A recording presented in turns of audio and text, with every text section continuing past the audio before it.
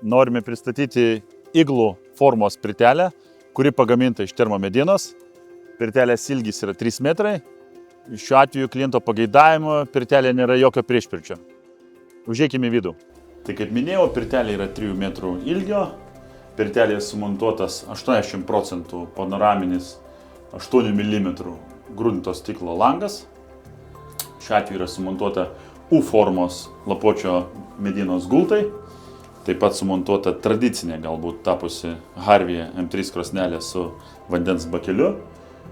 Šios pirties unikalumas yra dar vienas, kad gultai transformuojasi į gulimas vietas. Aš jums pademonstruosiu, kaip tai atrodo. Pirtelė nekūrenama gali tapti puikiausia mėgamąją zoną. Arba kūrenti reikia labai sėkmingai. Patiesus papildomą kažkokį čiužinį, puikiai gali miegoti 2, 3, netgi 4 asmenys. Taip pat šioje pirtelėje yra sumontuota LED apšvietimas, kuris yra integruotas po gultais. Tokią ar panašią pirtelę galime jums pagaminti pagal jūsų norus. Daugiau informacijos galite rasti mūsų tinklapyje www.edjusta.eu.